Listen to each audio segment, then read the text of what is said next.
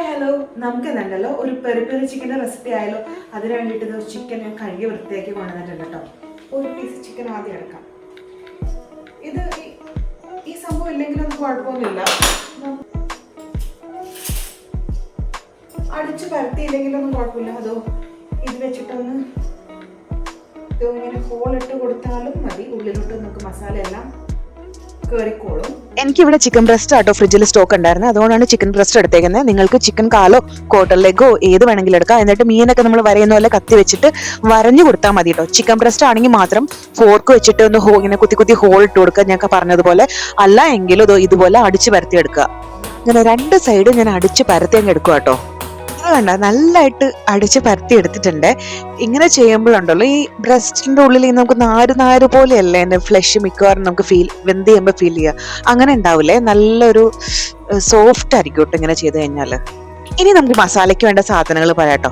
5-6 അല്ലി വെളുത്തുള്ളി, പിന്നെ ഒരു ചെറിയ പീസ് ഇഞ്ചി, ഒരു മീഡിയം സൈസ് സവാള, ഒരു മീഡിയം സൈസ് തക്കാളി, ഒരു റെഡ് ക്യാപ്സിക്കത്തിന്റെ പകുതി, പിന്നെ മല്ലിയും പുതിനയുടെയും ഇല കുറച്ചെടുക്കുക, പിന്നെ വറ്റൽമുളക് ഒരു 5-6 എണ്ണം, പിന്നെ ജീരകം 1 സ്പൂണ്, കുരുമുളക് 1 സ്പൂണ്, പിന്നെ നമ്മുടെ Kashmiri chilli powder 1 spoon, crushed chilli 1/2 teaspoon, പിന്നെ സാൾട്ട് ആവശ്യത്തിന്.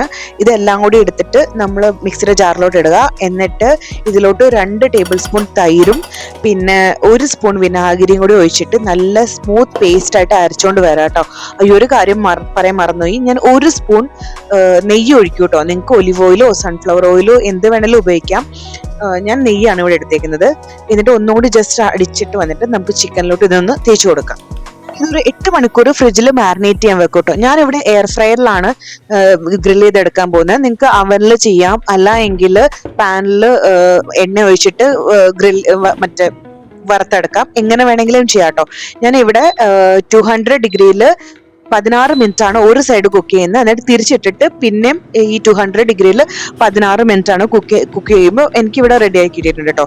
അവനിലാണെങ്കിൽ 200 ഡിഗ്രിയിൽ 30 to 40 മിനിറ്റ്സ് വരെ ടൈം എടുക്കും. പിന്നെ പാനിൽ നമ്മൾ ചെറുതീയിലിട്ട് എണ്ണ ഒഴിച്ച് കുറച്ച് എണ്ണ ഒഴിച്ചിട്ട് തിരിച്ചു മറിച്ചിട്ട് വേവിച്ചെടുക്കുക ചെയ്യണ്ടേ. ഇതാ കണ്ടോ, ഞാൻ തിരിച്ചിടുക കേട്ടോ. തിരിച്ചിട്ടിട്ടും ഇനി ഒരു 16 മിനിറ്റ് കൂടി വെച്ച് കഴിയുമ്പോഴത്തേക്കും എനിക്ക് ചിക്കൻ ഗ്രില്ല് ചെയ്ത് കിട്ടിയിട്ടുണ്ട് കേട്ടോ. കൂടെ പച്ചത്തക്കാളിയുടെ സാലഡും പിന്നെ ഇത് ഡിപ്പ് ചെയ്ത് കഴിക്കാൻ വേണ്ടി ഓയിൽ ഇല്ലാണ്ട് ഉണ്ടാക്കിയ മയോണൈസ് ആയിട്ട് വെച്ചേക്കുന്നത്.